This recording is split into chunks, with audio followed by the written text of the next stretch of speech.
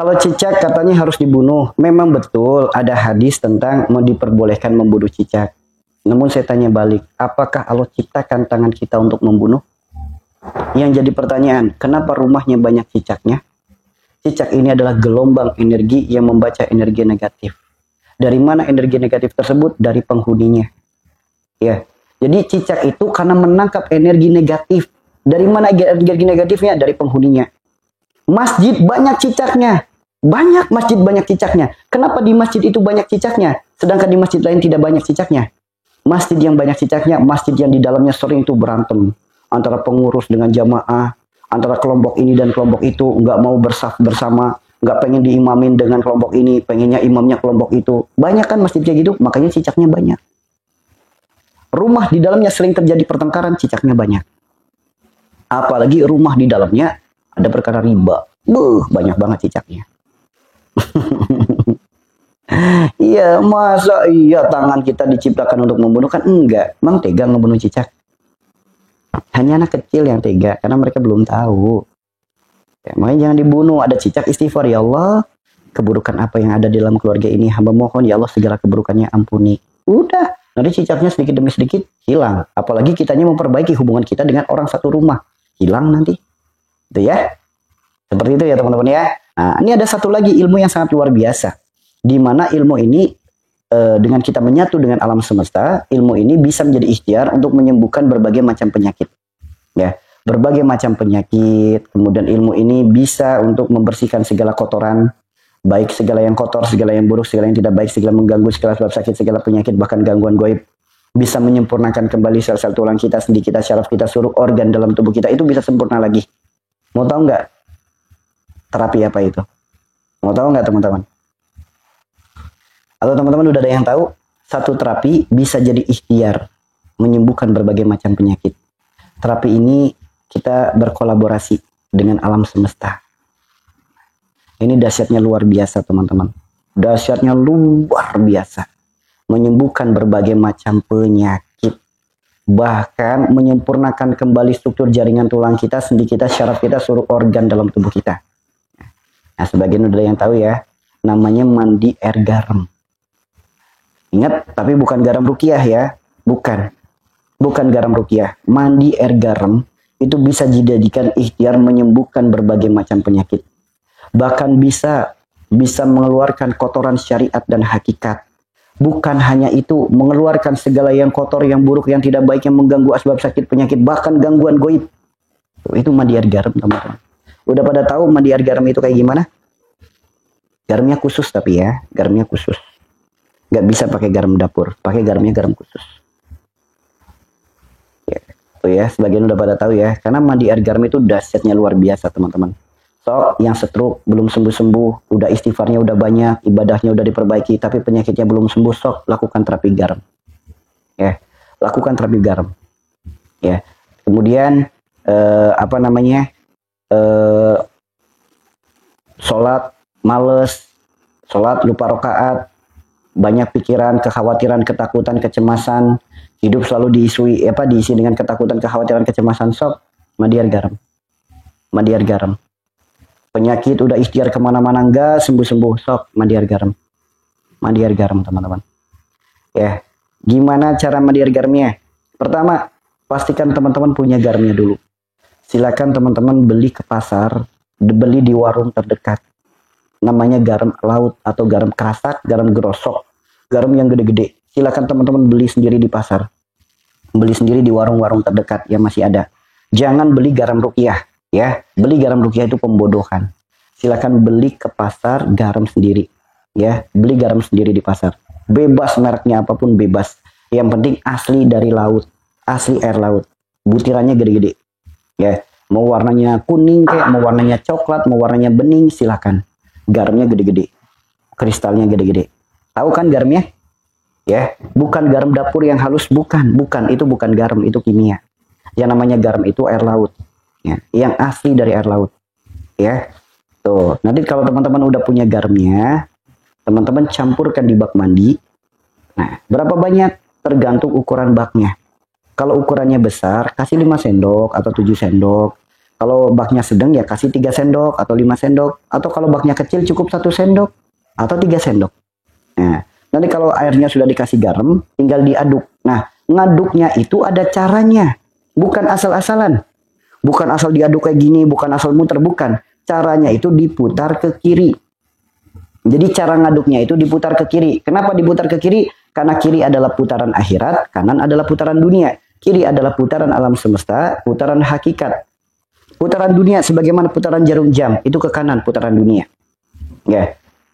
Saya nggak bawa garamnya. Beli aja ke pasar, bilang aja garam laut gitu. Garam krosok, garam gerasak. Yang gede-gede butirannya itu.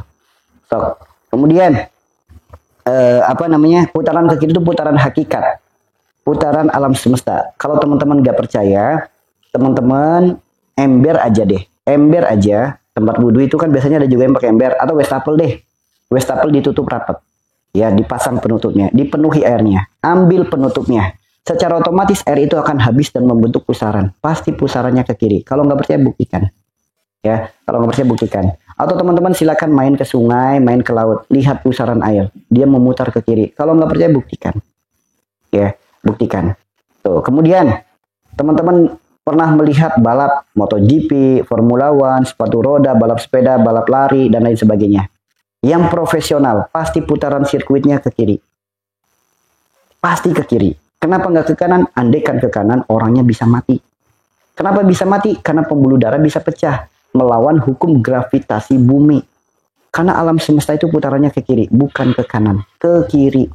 Ya. Ke kiri. Semua, kalau udah ada bahasa semua, tidak terkecuali. Mau kanker, mau tumor, mau apapun, semua. Tidak ada terkecuali, semua. Nah, nanti kalau udah diaduk ke kiri, berapa banyak adukan? Berapa banyak putaran? Tergantung. Yang penting garamnya udah tercampur dengan air. Gak usah dihitung berapa kalinya. Yang penting garamnya tercampur rata dengan air. Nah, nanti kalau udah tercampur garamnya, ambil 1 gayung, keluar kamar mandi. Ambil 1 gayung, airnya dibawa keluar kamar mandi.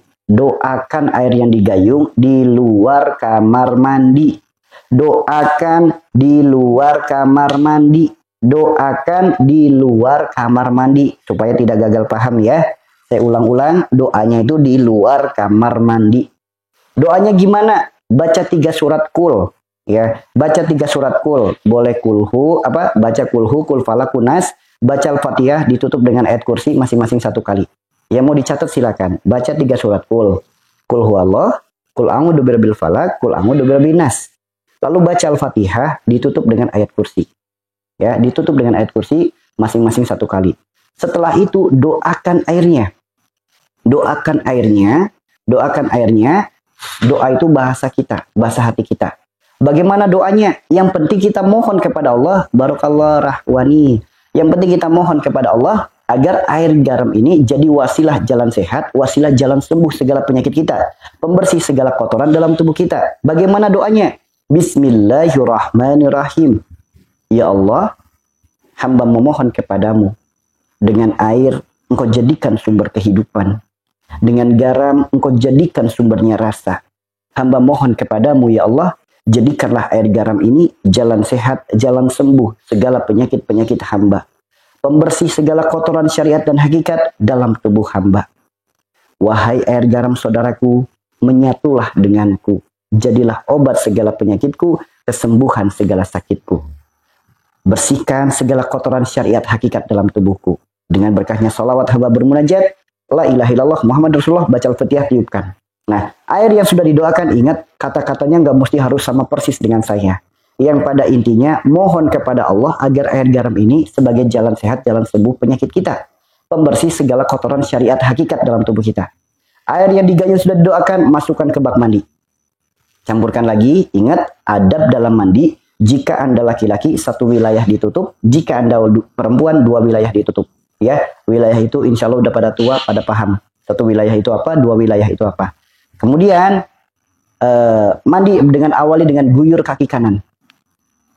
Guyur kaki kiri, kemudian guyur badan kita sebelah kanan, depan, belakang, lalu guyur badan kita sebelah kiri, depan, belakang.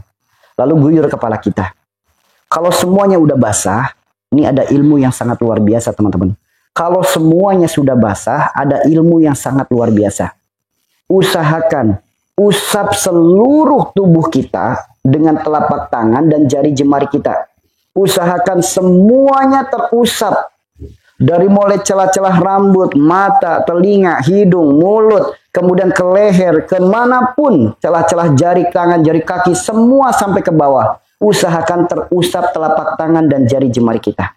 Kenapa harus seperti itu? Karena di saat itu sempurna kembali struktur jaringan tulang kita, sendi kita, syaraf kita, organ-organ dalam tubuh kita, bahkan bersih kotoran syariat hakikat kita. Bersih teman-teman. Bahkan banyak testimoni ya, ada orang yang saraf kejepit sembuh, ada orang stroke sembuh, ada yang ada benjolan sembuh. Banyak sekali yang testimoni teman-teman. Kenapa? Karena di saat kita mencoba menyentuh bagian tubuh kita yang lain, sempurna kembali struktur jaringan tulang kita. Orang lagi stroke, tangannya nggak bisa gerak, sok, tangannya nggak bisa gerak, usahakan menyentuh tangan yang lain. Usahakan. Di saat seperti itu sempurna lagi. Kenapa bisa seperti itu? Karena Allah ciptakan, Allah karuniakan tangan kita dengan karunia yang sangat luar biasa.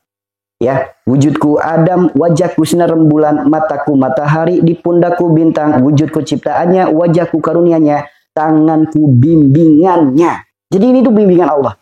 Kenapa? Allah ciptakan sidik jari manusia, bermiliaran makhluk di muka bumi ini, tidak ada satupun yang sidik jarinya sama.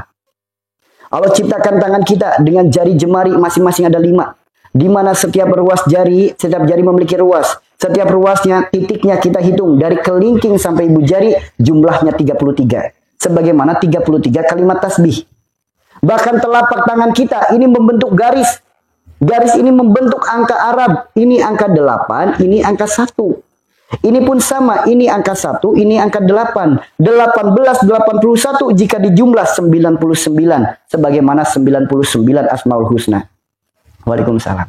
Dan lihat jari jemari kita. Kenapa jumlahnya 5? Jika kita amati, kita lihat. Ini membentuk lafaz Arab. Bagi teman-teman yang paham kaligrafi. Ini alif, ini lam, ini lam, ini ha. Ini pun sama. Ini alif, ini lam, ini ha. Allah 99 Asmaul Husna, 33 kalimat tasbih. Apakah itu kebetulan? Ya. Apakah itu kebetulan? Makanya usap seluruh tubuh kita, usap seluruh badan kita dengan telapak tangan dan jari jemari kita. Karena di saat itu sempurna kembali struktur jaringan tulang kita. So, teman-teman, ketika kita mandi sering dengan cara seperti itu, sempurna struktur jaringan tulang. Bagaimana cara mengetahui?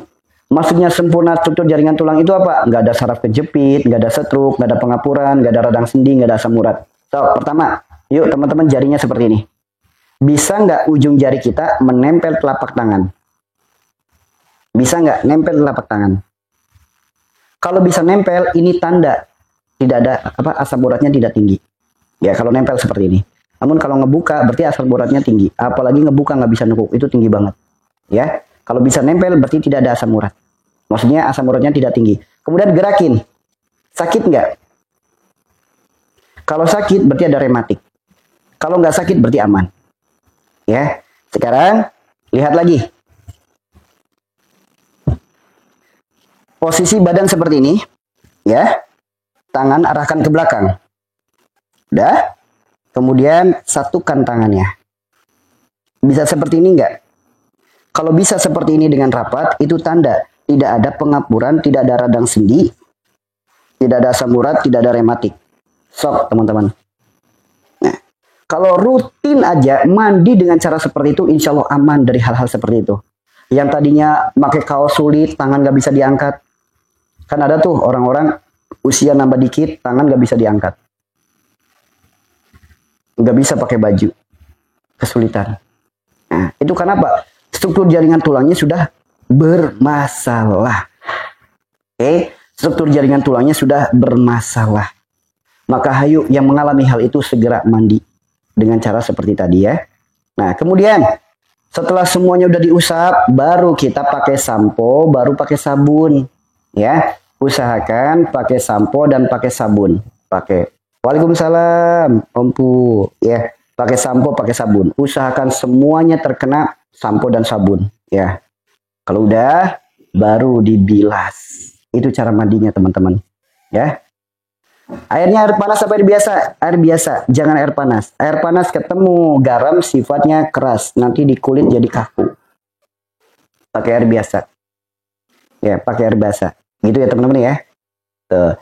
Jadi itulah cara mandi air garam. Dari mulai memilih garamnya, beli sendiri di pasar atau beli di warung, pastikan garam itu alami, garam laut asli, bukan garam dapur. Ya, kemudian cara ngaduknya, kemudian mendoakannya, kemudian cara mandinya, cara ngusapnya, kemudian pakai sabun dan samponya, kemudian ngebilasnya itu.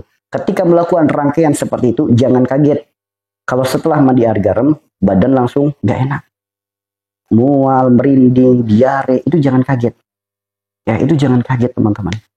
Udah mual, merinding, dan lain sebagainya, itu jangan kaget. Karena di saat itu, dikeluarkan segala yang kotor, segala yang buruk, segala yang tidak baik, segala yang mengganggu, segala asbab sakit, segala penyakit, segala gangguan gaib. Ya, itu seperti itu ya. Jadi mandi air garam itu dari awal air garam sampai akhir itu air garam. Tuh. Dan nanti jangan kaget selepas mandi itu. Sok saya tanya kepada teman-teman nih yang udah pernah mandi air garam dengan cara yang diajarkan di room ini sesuai dengan kitabnya. Sok teman-teman paham apa? Ya udah mempraktekkan setelah mandi air garam ke badan lemes nggak? Merinding nggak? Mual nggak? Nggak enak badan? Diare? Sakit gigi? Ada nggak yang ngalamin itu? Setiap orang beda-beda reaksinya ya. Setiap orang beda-beda. Sensasinya setiap orang itu beda-beda. Ada nggak teman-teman Iya, banyak kan bahkan orang-orang yang rutin mandi yang pernah mandi air garam yang tadinya rambutnya rontok nggak rontok lagi. Ya, yang tadinya banyak ketombe nggak ada ketombe lagi. Yang tadinya banyak kutu nggak ada kutu lagi. Yang tadinya belekan nggak sembuh-sembuh, ya sembuh. Kenapa? Di saat mandi air garam itu segala yang kotor, segala yang buruk, segala yang tidak baik, segala yang mengganggu asbab sakit penyakit hilang teman-teman. Kalau lagi dalam bulan boleh tidak mandi air garam? Boleh, tapi jangan keramas. Boleh, tapi jangan keramas. Ya, bersin-bersin segala macam itu ya teman-teman ya. Memang efek dari mandi air garam itu nggak pakai lama, langsung. Tapi jangan takut, itu reaksi hanya 1, 2, 3 jam. Setelah itu normal kembali, bahkan badan seger, badan enak, badan nyaman. Semakin sering mandi air garam, tubuhnya semakin nyaman. Ya, ya kan banyak kan? Ya betul Ustaz, rambut tidak rontok lagi. Wah, memang banyak orang-orang yang tadinya rambutnya pada rontok, udah nggak rontok lagi. Banyak orang-orang yang tadinya kutu rambut, ketombe udah nggak ada lagi. Ya, yang penting silakan cari sendiri di pasar atau di warung, cari garam yang asli dari laut. Mau lautnya pantai selatan kayak mau laut yang mana bebas, yang penting air laut. Ya, ya seperti itu ya teman-teman ya. Nah itu bisa untuk ikhtiar mengeluarkan segala yang kotor, segala yang buruk, segala yang tidak baik, segala yang mengganggu, segala sebab sakit, segala penyakit, bahkan gangguan goib teman-teman. Tuh. Makanya nikmat banget mandi air garam itu. Bersih kotoran syariatnya, bersih kotoran hakikat. Kotoran syariat itu apa? Itu garam apa aja Kak bisa dipakai. Hanya garam laut saja. Garam laut itu yang kasar itu, yang butirannya gede-gede. Kalau garam dapur nggak bisa. Garam laut apapun mereknya boleh silakan. Ingat pesan saya, jangan beli garam rukiah. Tuh. Ya, pakai garam itu. Nah, itu luar biasa teman-teman. Kotoran syariat. Ketombe, kutu rambut, itu sembuh insya Allah teman-teman. Belek, daki, insya Allah hilang. Noda membandel dalam tubuh, flek hitam, segala macam, insya Allah hilang teman-teman. Nah, kotoran hakikat itu apa? Kotoran yang disebabkan buah daripada dosa-dosa kita. Baik dosa pandangan, dosa pendengaran, dosa ucapan, dosa perilaku, dosa perbuatan. Nah, itu bisa berdampak menjadi kotoran-kotoran yang dalam tubuh kita. Kotoran yang menjadi penyakit-penyakit rohani. Kotoran yang berdampak buruk pada ibadah, sifat malas dalam ibadah. Nah, itu teman-teman. Ya. Ya, emang hanya garam selain dari laut dari apa? Dari kimia. Kan ada garam. Ini teman-teman, garam halus itu bukan garam laut. Garam halus itu garam kimia. Kalau nggak percaya, ayo kita makanya inilah pentingnya. Kita itu harus berwawasan yang luas. Kita harus berpola pikir yang terbuka. Jangan mau didoktrin oleh pedagang agama. Jangan mau didoktrin oleh pedagang obat. Garam yang asli itu dari air laut. Ada garam yang bukan dari air laut, tapi pakai bahan kimia. Contohnya garam dapur yang ada di rumah teman-teman. Yang putih, bersih, glowing. Itu bukan garam, itu kimia. Kalau tidak percaya teman-teman buktikan, ya, taruh di lidah. Asin apa pahit? Sok saya tanya. Kalau garam halus yang teman-teman punya di dapur, ya, taruh di lidah itu rasanya pahit. Lama-kelamaan baru asin. Sedangkan garam asli dari laut, tempelin di lidah, rasanya asin. Lama-kelamaan jadi manis. Dari sini saja udah berbeda antara yang alami dan yang kimia. Kemudian, Sok teman-teman uji coba. Teman-teman yang masih ada di kampung, yang masih ada binatang ternak, sapi, kambing, kerbau. Sok, ya. Kasih kambing, sapi, kerbau, kan minumnya mereka pakai air garam kan? Sok pakai air garam, garamnya garam halus. Mau minum nggak? Nggak mau minum. Sekalinya mau minum, diare mereka. Sok, mereka maunya pakai apa? Minum pakai air garam dari air laut yang kasar. Baru mereka mau minum. Binatang nggak punya akal bisa tahu mana yang alami, mana yang kimia. Binatang nggak punya akal bisa tahu mana yang baik untuk dirinya, mana yang tidak baik untuk dirinya. Manusia punya akal, tapi mudah dibodohi, hanya bermodalkan jodium putih, bersih, glowing. Siapa yang ngasih tahu? Oh, pedagang obat. Tuh teman-teman.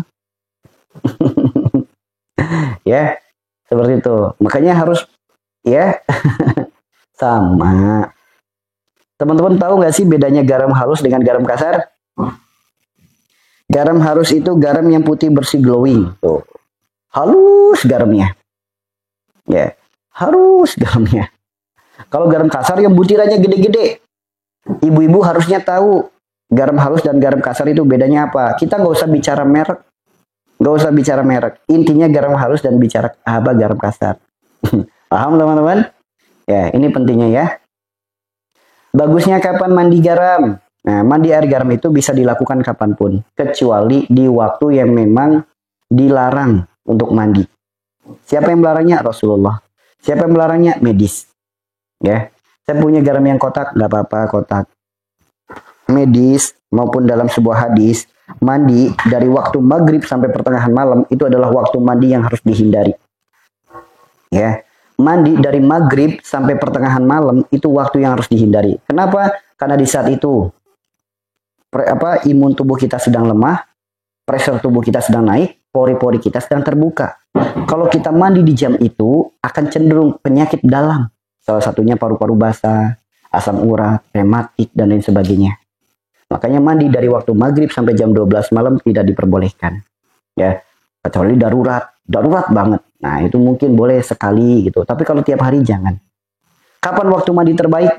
Selain daripada jam itu, semuanya boleh dipakai untuk mandi. Ada nggak waktu terbaik? Ada. Disebutkan dalam medis, waktu mandi terbaik adalah mandi sebelum sholat subuh. Karena itu waktu terbaik untuk kita mandi. Disebutkan pula dalam hadis, disebutkan pula diajarkan oleh leluhur-leluhur kita. Kungkum sajroning esuk, adu sajroning wengi. Nah, itu bahasa leluhur kita zaman dulu. Ya. Makanya mandi terbaiknya itu sebelum sholat subuh. Selain daripada waktu itu diperbolehkan, selagi jangan waktu maghrib sampai waktu pertengahan malam. Itu ya. Paham di sini teman-teman? Iya. Dari dulu pakai garam kasar ibunya, masya Allah, mantap. Ya, boleh, itu ya.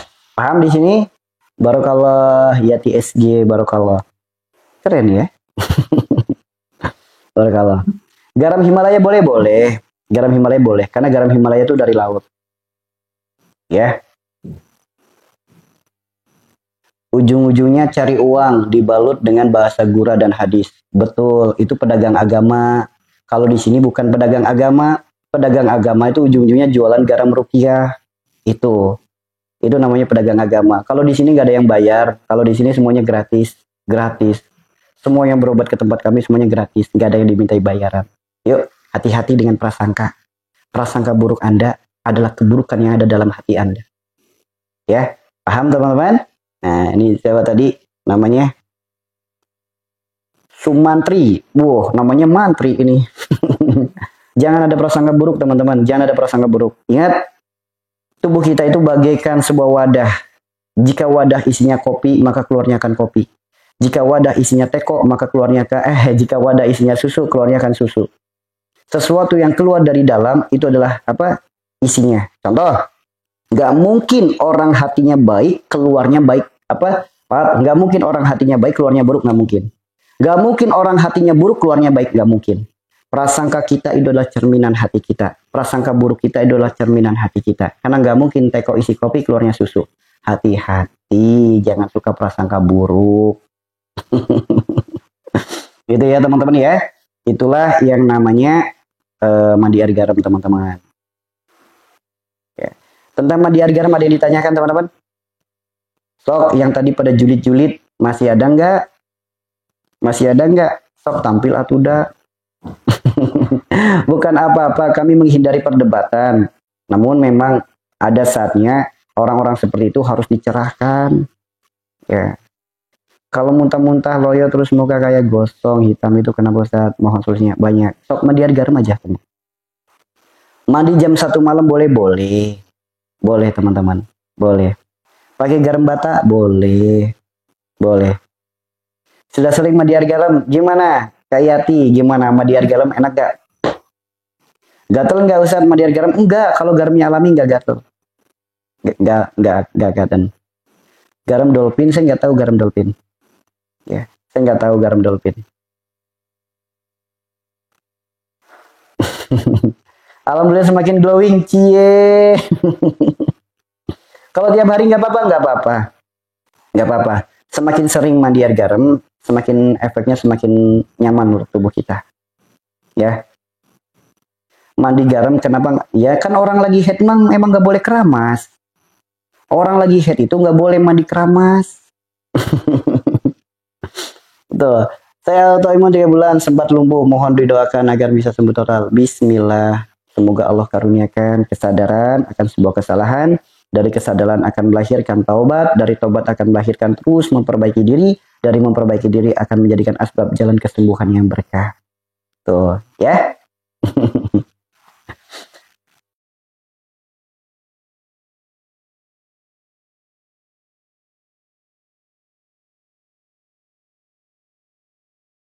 Apa namanya, badan lemes, kepala jadi pusing, jadi mual, muntah, diare, itu wajar.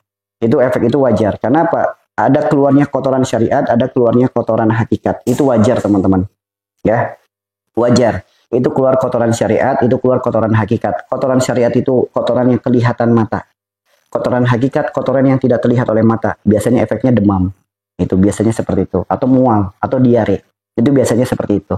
Ya, itulah mandi air garam. Namun, setiap kali mandi air garam, usahakan jangan pakai air hangat. Kenapa? Air hangat ketemu dengan garam, itu sifatnya keras. Nah, keras ketika ke kulit jadi kaku. Nanti kulitnya jadi ngebul, kulitnya jadi busik, kulitnya jadi nggak nyaman. Makanya jangan pakai air hangat. Ya. Apa perlu didoakan dulu? Iya, harus. Karena doa itu senjata. Justru perlu didoakan dulu. Ya. Mandi air laut aja gimana? Sok, mangga, boleh, silakan. Ya. So, tinggal dipraktekin dulu. Ya, tinggal dipraktekkan. Karena apa? Gini teman-teman, saya itu kadang suka gemes gitu ya. Sama orang-orang lagi sakit dikasih nasihat. Nasihatnya dari Al-Quran. Nasihatnya dari kitab. Nasihatnya dari hadis. Kok nggak percaya? Julid. Nah, itu kadang suka heran sama orang-orang kayak gitu. Namun saya sadar diri, jangankan saya, Nabi Muhammad yang jelas-jelas menyampaikan firman Tuhan, yang jelas-jelas melakukan kebaikan aja, tidak luput dari mulut para pembenci, mulut orang-orang julid. Makanya saya langsung, oh iya wajar, jangankan saya, Rasulullah aja gitu. Nah, cuma yang sangat disayangkan, yang bikin saya sedih, nggak percaya dengan ucapan ini nggak masalah, tapi nggak percaya dengan firman Allah, nah ini musibah teman-teman. Tuh ya, seperti itu ya. Nah, makanya kalau di sini segala terapi praktek. Kalau pengen tahu praktekin. Kalau cuma dengerin gak dipraktekin ya gak akan merasakan. Contoh lagi nih teman-teman nih, yang suka sakit kepala, yang suka migrain, yang suka vertigo, sok jari telunjuk kita, jari yang sering kita pakai untuk syahadat, disentuh di bagian tertentu bisa menjadikan hangat langsung tubuhnya, bahkan keluar keringat hangat. Sok teman-teman kalau nggak percaya, ini ya, ini bukti. Kalau yang mau mempraktekkan pasti tahu dampaknya. Kalau yang nggak mau mempraktekkan, ya jangan usah banyak komentar. Yuk, yang mau mempraktekkan aja kayak gini. Set, ini tekan di sini. Ini kan rambut, ini kulit. Batas antara rambut dan kulit kita sentuh dengan sudut ujung jari. Ya, sentuh, ikuti garisnya. Udah. Begitu sampai di daun telinga, depan telinga, ucapkan innalillahi wa inna ilaihi rajiun, tekan keluarin. Ya, saya ulangi. Garis antara rambut dan kulit, ikuti garisnya, tekan, ya, begitu nyampe telinga tekan, innalillahi wa inna ilaihi rajiun. Seketika kita mempraktekkan itu, seketika nggak pakai lama, kepala bagian ini langsung enteng. badan langsung enteng, bahkan keluar keringat hangat. Kalau nggak percaya buktiin. Ya makanya di room kami kan segala sesuatu nasihat, solusi, obat. Baca sendiri ayatnya, buktikan sendiri. Untuk apa? Agar yakin. Dengan harapan saya, satu, percaya, kedua, yakin. Begitu melihat ayatnya, jadi hakul yakin. Itu harapan saya. Berarti ibadah karena kesadaran, bukan karena doktrin dan dogma.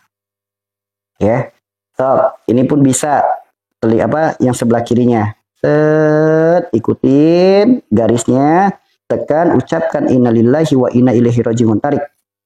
Seketika langsung enteng kepalanya, enteng pundaknya, bahkan keluar keringat hangat. Kalau nggak percaya buktiin.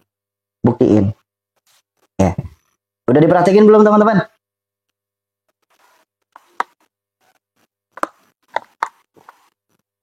Udah diperhatiin?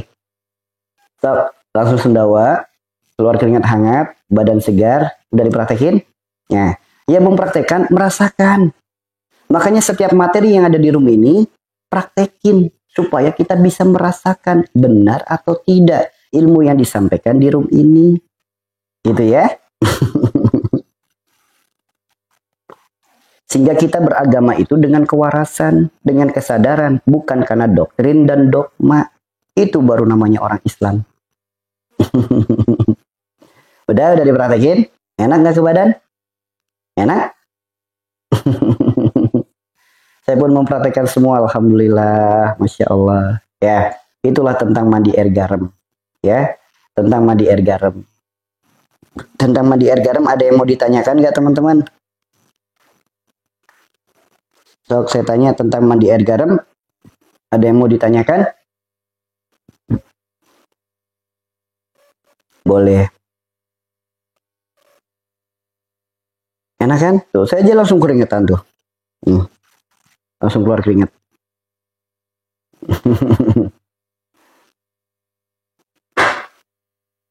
Iya, nanti kalau di sini makin banyak angin, nanti banyak vertigo.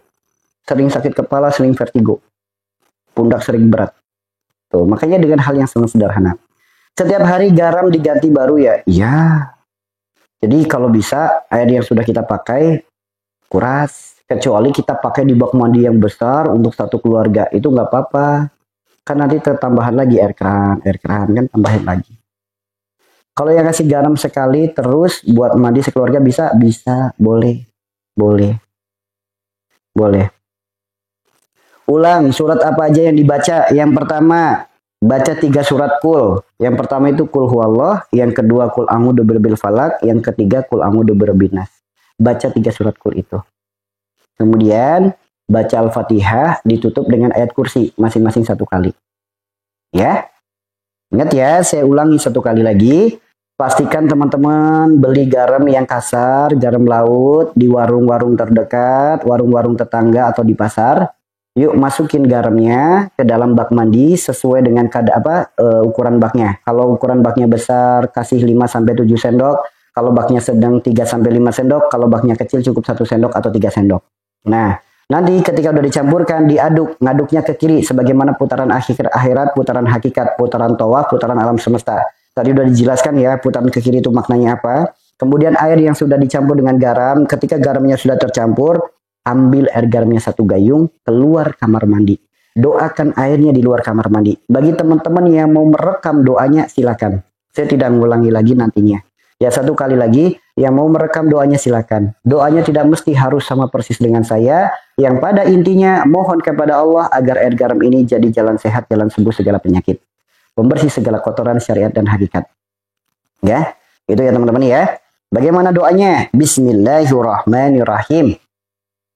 Ya Allah, hamba memohon kepadamu. Dengan air engkau jadikan sumber kehidupan. Dengan garam engkau jadikan sumbernya rasa. Hamba mohon kepadamu ya Allah, jadikanlah air garam ini jalan sehat, jalan sembuh, segala penyakit-penyakit hamba. Pembersih segala kotoran, baik syariat maupun hakikat dalam tubuh hamba. Wahai air garam saudaraku, menyatulah denganku, jadilah obat dan jalan sembuh segala penyakitku, pembersih segala kotoran syariat hakikat dalam tubuhku. Ya Allah, dengan berkahnya sholawat, hamba bermunajat. La ilaha illallah Muhammad Rasulullah. Baca Al-Fatihah, tiupkan. Nah, nanti kalau udah ditiup, air yang sudah didoakan, masukkan lagi di bak mandi, aduk. Setelah itu, guyur kaki kanan, guyur kaki kiri, guyur badan sebelah kanan, guyur badan sebelah kiri, depan belakang, guyur kepala. Setelah itu, usap semuanya. Usap semuanya. Setelah diusap semuanya, kenapa harus diusap? Tadi udah disampaikan rahasia di balik telapak tangan dan jari jemari. Rahasianya udah dibuka tadi ya. Kenapa harus diusap? Karena di saat diusap, sempurna kembali seluruh jaringan tulang kita, sendi kita, syaraf kita, seluruh organ dalam tubuh kita, bahkan bersih kotoran syariat hakikat dalam tubuh kita. Itu ya. Kemudian setelah diusap semuanya, baru pakai sampo atau pakai sabun. Silakan sebagaimana mandi biasa, pakai sampo, pakai sabun. Ya mau pakai gosok gigi silakan gosok gigi. Ya. Kemudian setelah pakai sabun, baru dibilas dengan air yang tadi. Nah, itu cara mandinya ya. Itu cara mandinya. Seperti itu ya teman-teman ya. Itu cara mandinya seperti itu.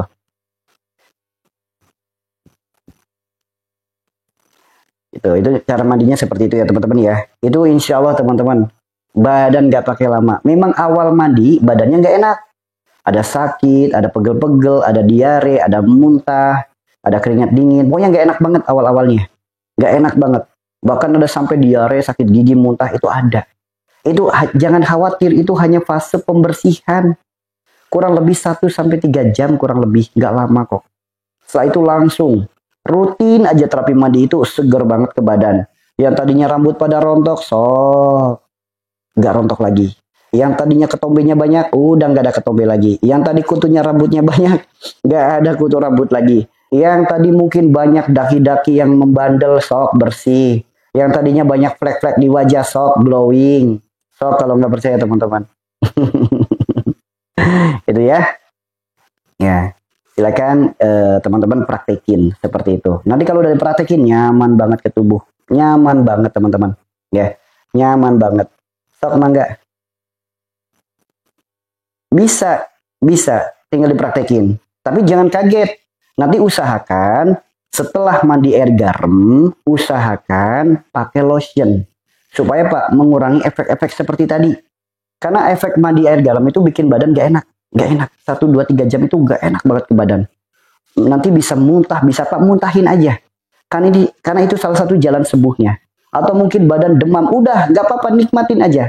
Makanya untuk mengurangi hal itu, agar sensasinya tidak terlalu gimana-gimana, kulit gak ngebul, kulit gak busik. Nah nanti teman-teman silahkan pakai lotion atau pakai hand body. Sesuai dengan mereknya masing-masing. Apa yang teman punya, mau merek apa kayak bebas. Yang penting teman-teman pakai lotion. Ya, pakai lotion. Setelah pakai lotion kan kulit jadi lembab, jadi enak, nggak kering, nggak kemarau, nggak retak, nggak ngebul, nggak seperti badak. Jadi kulitnya jadi lembut. Jadi setelah mandi air garam pakai lotion, lembut banget kulitnya. Ya, kalaupun nggak pakai lotion, teman-teman bisa pakai minyak Arab. Pakai minyak Arab yang dicontohkan oleh Siti Aisyah. Itulah kenapa Siti Aisyah dikenal dengan kulitnya yang lembut dan wangi, yang harum. Karena Siti Aisyah selepas mandi selalu memakai minyak Arab. Nah, minyak Arab jenis ini bisa juga dipakai untuk membersihkan. Selama di air garam nih, teman-teman yang punya aroma tidak sedap setelah datang bulan. Atau punya aroma badan yang gak hilang-hilang. Atau yang punya keputihan, bau, dan gatel. Atau mungkin laki-laki yang memiliki masalah selangkangannya gelap, bau, dan gatel. Sok pakai minyak Arab ini. Ya, minyak Arab. Bukan minyak zaitun. Minyak Arab itu namanya misik toharoh. Minyak misik toharoh. Itu diajarkan detail oleh Siti Aisyah. Kalau untuk mandi seperti apa, kalau untuk membersihkan organ kewanitaan itu seperti apa, kalau untuk menghilangkan bau badan itu seperti apa, itu diajarkan.